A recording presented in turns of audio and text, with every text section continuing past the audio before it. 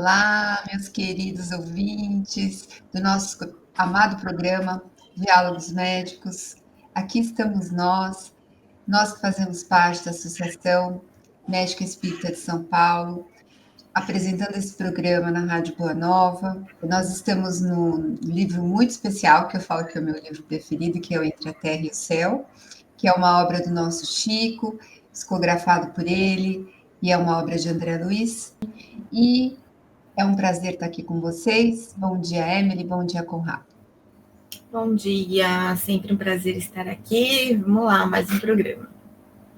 Bom dia, muito feliz. Estamos dando continuidade à nossa emocionante história, né, Silvia? Quantas emoções, né? E eu queria aproveitar nós todos aqui.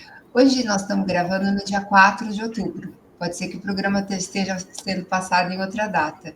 Mas hoje é aniversário do nosso amado diretor, o Carlos, que não está com a gente hoje, justamente porque está comemorando o aniversário, seus 35 anos. Parabéns, meu amado amigo. Parabéns, Carlos! Muita luz. Parabéns. Justificada a falta, hein? Quando é por aniversário, tá justificada. E hoje nós estamos no capítulo 15, que é o capítulo chamado Além do Sonho. Bom, vamos tentar fazer uma retrospectiva rápida, porque para falar desse capítulo a gente tem que lembrar um pouquinho dos anteriores, né? No capítulo 14, a gente está naquele momento emocionante, aonde Clarencio, a nível espiritual, ele hipnotiza o nosso Leonardo Pires e hipnotiza também a Antonina, que é Lola de Ibahuri, e eles se encontram durante o sonho e se veem, né, como marido e mulher. A Antonina se reconhece como Lola, né, que foi a esposa de Leonardo numa vida anterior, e Leonardo muito bravo, muito ressentido, ele tem uma mistura da traição de Lola, porque Lola traiu com outro homem, e ao mesmo tempo ele também tem a culpa, que é o que move esse personagem e que o deixa nessa ideia fixa por ter assassinado esse amante de Lola. E ela pedindo perdão a ele, mas ao mesmo tempo está tão perturbado o nosso Leonardo que ele sente como se a pessoa, né, a quem ele matou, estivesse dentro dele. Ele se encontra enclausurado nesse pensamento. E ele chama por esse outro personagem que vai surgir agora e que vai trazer essa emoção à nossa história. E a gente vê ali o Esteves, né, que esteve nessa reencarnação com eles, que traiu a Leonardo juntamente com a Lola. Só que Esteves, ele está durante o sono físico. Nem Leonardo sabe que ele já está reencarnado e ele tem uma lembrança um pouco mais leve do que a de Leonardo em relação ao ocorrido. E quando ele está ali naquele local, ele sente uma verdadeira aversão por Leonardo, né? Enquanto que ele sente uma simpatia enorme por Lola, nem ele entende, ele os reconhece, mas ele não sabe exatamente o que está acontecendo, ele só sente aquela aversão. E os dois estão para se engalfinhar mesmo, porque Leonardo parte para cima de Esteves, querendo atacá-lo, né? E Clarencio, claro, com a sua sabedoria, impede que isso aconteça, né? Ele está acompanhado também por André Luiz e por Hilário, né? E acaba afastando a Lola, recolhendo a Lola, que está desesperada, chorando, pedindo para que o Leonardo perdoe a ela, perdoe o Esteves. E também Leonardo é recolhido. E a gente vai estar exatamente neste momento em que o Esteves está aguardando, porque Clarence fala, senta aqui um pouquinho que a gente já vai conversar com você. Só que o Esteves está desesperado. E ele fala, não, eu quero sair daqui, né?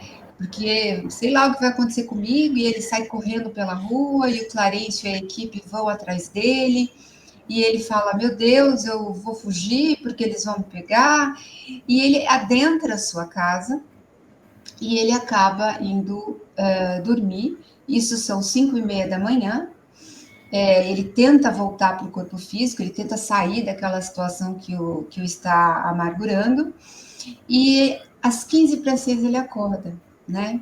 E é isso que a gente vai ver nesse capítulo, e vai ver a interpretação que o Esteves, né, dá sobre esse sonho. Então ele acorda, faz sua higiene matinal, cai um cartão, né? E a nossa equipe vê que o nome de Esteves na reencarnação atual é Mário Silva. E Mário Silva, ele foi enfermeiro na última reencarnação, onde ele esteve com Lola e com Leonardo, e ele ainda ele continua sendo enfermeiro e ele se chama Mário Silva na atual reencarnação.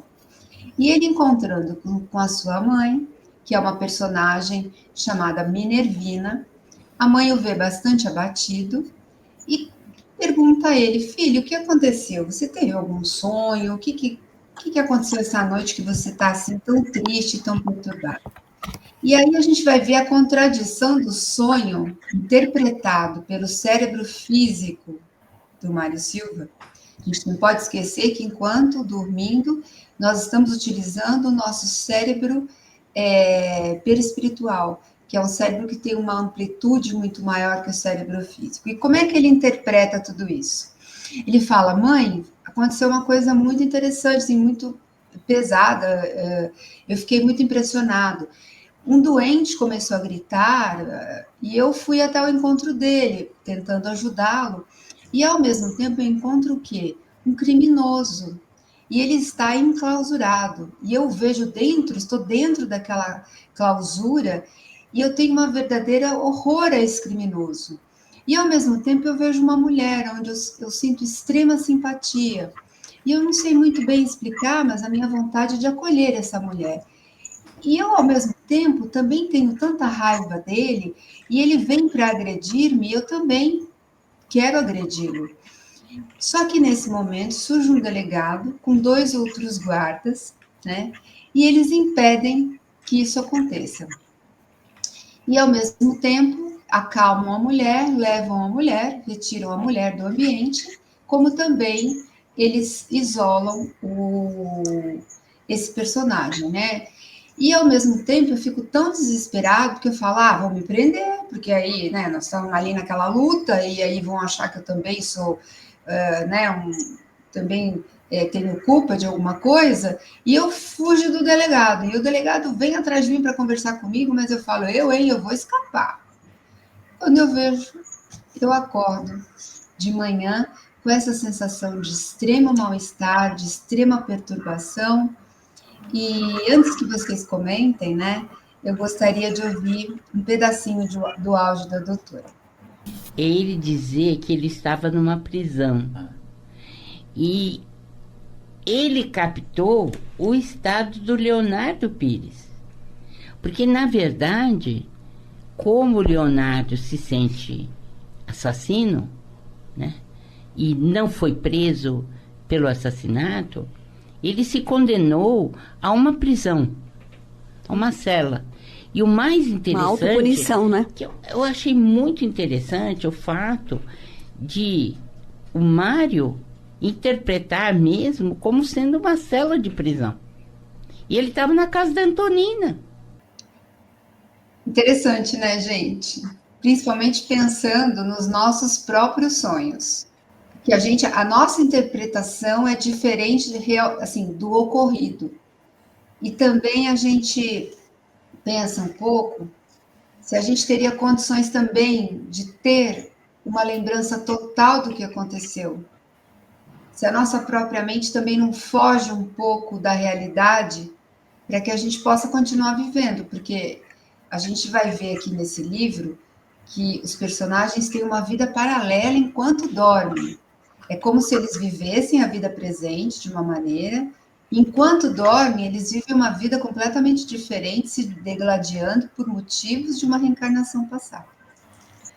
É muito interessante a gente agradecer a providência divina, e no caso do Mário, é uma coisa que sempre me chama a atenção nessa cena, que é essa sutileza, essa delicadeza da providência divina com esse esquecimento, né? Porque você colocou bem, se a gente vive numa situação de completo conhecimento da nossa vida anterior, dos nossos conflitos espirituais, a gente pode encarar o seguinte: é um tipo de vida que essa pessoa está ali diagnosticada com uma loucura, porque você não consegue, de maneira controlada, viver esses dois mundos, né? E eu achei também muito interessante essa colocação que a gente vê do Leonardo, da sensação da prisão, que é como o nosso pensamento molda molda o ambiente em que a gente está, né? Então, aquela emoção, aquela sensação da culpa, né, do Leonardo, fez com que ele moldasse todo o ambiente. E aí eu fico imaginando também como que é o esforço que a gente tem naquele lar, né? O quanto é importante ali. E aí a gente vê que a Antonina realmente ela é especial, porque se ela não tem ali uma construção de um lar harmônico, imaginem qual seriam as vibrações predominantes naquele lar. A do Leonardo. Então aquilo ia ser, sabe aquele lugar que às vezes a gente vai e você fala assim, meu Deus do céu, tá tudo bem, tá tudo bonito, tá tudo organizado, tá tudo limpo, tá tudo cheiroso, mas tem uma coisa que a gente não consegue ficar naquele lugar, né? E aí eu acho, para concluir a importância disso, como a gente não tem visão disso tudo, como é importante a nossa sustentação da harmonia do nosso lar através daquilo que a gente deposita nele, né? Porque se você não depositar nada, você está à mercê de uma série de emanações das quais você não tem conhecimento. Então, me chamou muito a atenção que Leonardo tinha transformado o lar da Antonina numa verdadeira prisão. E por isso, a importância da gente construir essa conexão com a espiritualidade dentro do nosso lar, né? E assim, complementando, ele transforma num lugar de luta, né? De luta corporal, porque, pelo que a gente vê aqui na história, ele realmente iria agredir o Esteves e vice-versa. E a gente vê, complementando também a questão do pensamento, que a invocação do Leonardo, gritando pelo nome de Esteves, é que atrai o personagem de Esteves. Mas por que atrai o personagem de Esteves? Porque Esteves também tem na consciência a questão da traição. Tem a lembrança do assassinato, claro, então ele tem também essa sensação de que foi assassinado, né? Mas, ao mesmo tempo, ele também tem uma culpa por ter se relacionado com Lola. Então, a gente vê o quanto é intrincada essa relação, né? E a gente tem um comentário aqui também desse personagem que é a Minervina e que dá sustentação também para o lar de Esteves.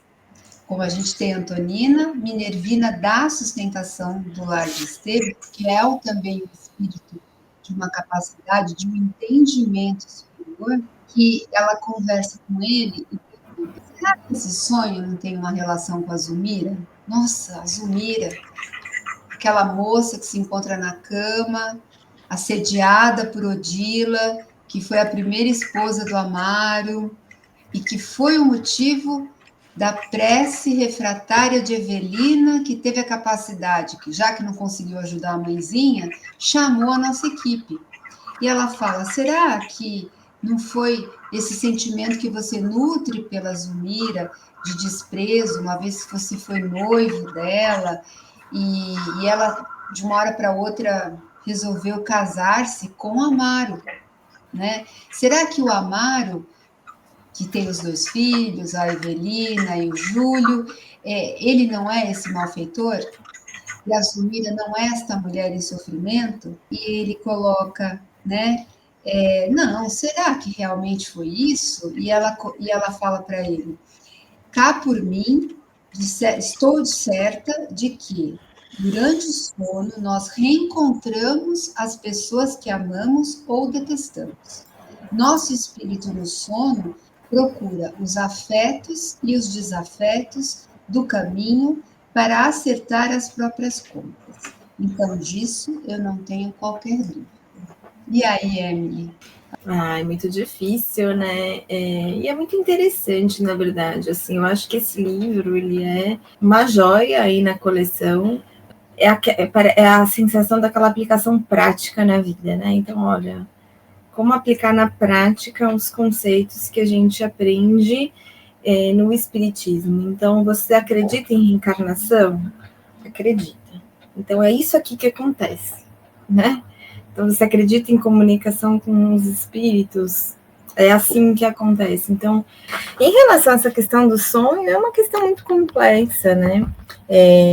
Você vê, assim, aconteceu uma coisa, ele teve um encontro, a mãe interpretou de uma outra forma que poderia ser também, né?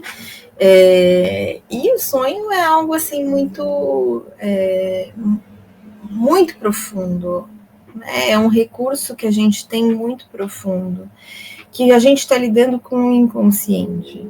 E o inconsciente, ele contém muitas coisas, né? Ele tem todos os registros das nossas vidas anteriores, ele tem todos os registros do inconsciente coletivo, então muitas coisas podem surgir nos nossos sonhos, né? Então, você vê que presta atenção nos seus sonhos, olha o que tem alguma coisa ali, tenta pegar o tema, tenta pegar mais ou menos o que aquele sonho te traz. É sobre o que esse sonho? Tenta olhar para ele e ver como você pode colocar ele na tua vida. O que esse tema tem a ver com o seu momento ou com a sua história, né? Então, acho que os detalhes a gente nunca vai saber, né? Você vê, aconteceu uma coisa, ele teve um encontro com personagens do passado dele, a mãe falou, será que não é sobre os personagens dessa vida atual? Então, quer dizer, mas é sobre um conflito. E aí o que a gente pergunta, né? O que seria importante para o Mário, na realidade, encarnado e tal? Como é que estão seus conflitos hoje em dia? Quais conflitos que estão doendo dentro de você? Olha para isso, porque isso precisa ser tratado, né? Mas, enfim, isso dá um programa de 3 horas falar de sonho, né? É essa a pergunta que a doutora vai fazer. Vamos colocar a pergunta? Do ponto de vista dos sonhos, voltemos um pouco, né? Nós vimos a interpretação do Mário Silva e vimos que ele foi capaz de compreender de uma maneira, às vezes até um pouco simplificada ou elaborada, mas ele soube descrever tudo que se passou naquele momento, né? Ele apreendeu bem aquele momento. E muitas vezes nós não nos damos conta das situações, porque a gente também aprendeu com Freud que os sonhos são elaborações do inconsciente, quer dizer, o inconsciente se liberta à noite e elabora coisas. Como a gente pode fazer essa distinção, Mar? E nós vamos ver que aqui tem uma questão bastante intrincada. A reencarnação passada, mas também a problemas da vida atual, que estão relacionados à reencarnação passada. É bem complexo essa questão desses personagens e o como eles se entrelaçam. Só que o Freud, ele não falou em encarnação passada, né? Ele se limitou a essa questão daquilo que o nosso inconsciente nos perturba e acaba se manifestando durante os sonhos, né? E aí eu pergunto para vocês, o quanto essa TVP, né, que são as terapias de vida passada, poderia nos auxiliar nesse momento?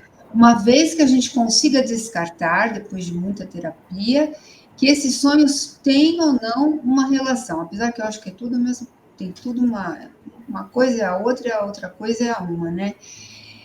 O quanto a terapia de vida passada poderia contribuir nesse sentido. Ou piorar o nosso próprio estado.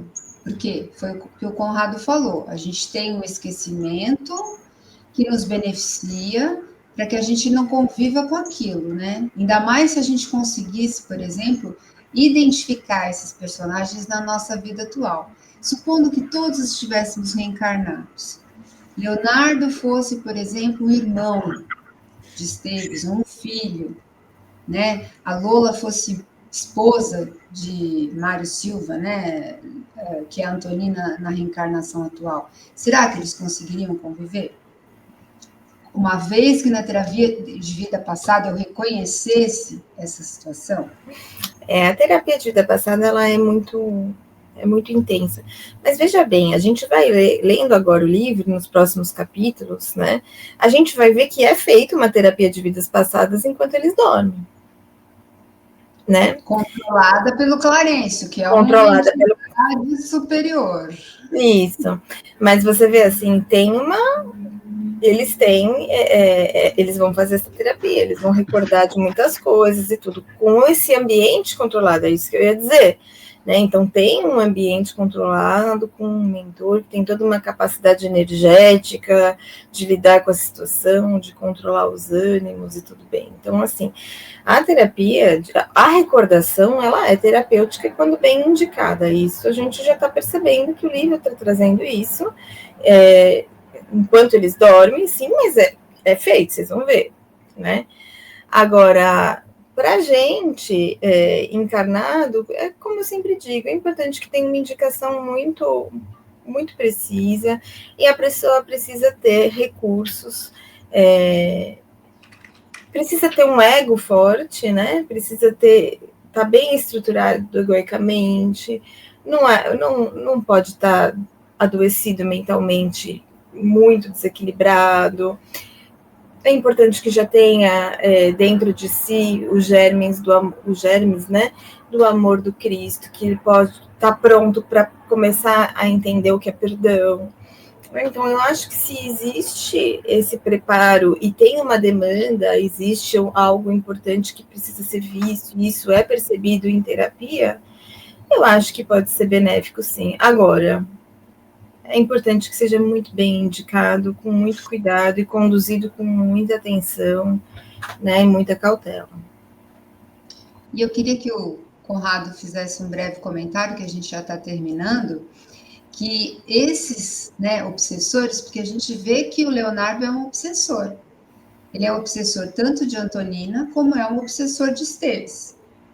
Se ele não vai surgir nessa terapia de vida passada. E como que o próprio terapeuta, e como que a gente acaba encontrando isso no centro espírita, né? Porque vai ser identificado esse obsessor. E o tratamento e a assistência que a gente poderia dar no centro espírita a essas pessoas, né? Acho que uma vez identificado, a gente precisa instrumentalizar as pessoas, e aí a partir dos encarnados, né, que é onde a gente está com uma ligação, a gente estimular e instrumentalizar a terapia do amor. Porque o que vai acontecer na prática, uma vez identificado, quando você vai emanando novas energias, ou novos propósitos, chega um momento em que essa vai enfraquecer, porque aquele obsessor não reconhece mais em nós aquele mesmo patamar de emoções, aquela mesma postura com a vida, né? Mas a gente pode explorar mais num próximo programa, mas é para entender exatamente o seguinte: não há nada que se resolva que seja feito simplesmente a partir daquilo que a gente não nos transformarmos. Ainda que a gente não queira, tá? Você não precisa nem buscar terapia, você não precisa nem acreditar em reencarnação. A providência divina, os benfeitores estão cuidando disso para que a gente possa vivenciar essa experiência terrena e desatar os nós que nós mesmos criamos em outras experiências. E aqui então vai o meu abraço, uma ótima semana para todos e ansiosamente esperando os próximos capítulos. Um abraço a todos, muito obrigada e até o próximo programa. Boa semana a todos, fiquem em paz.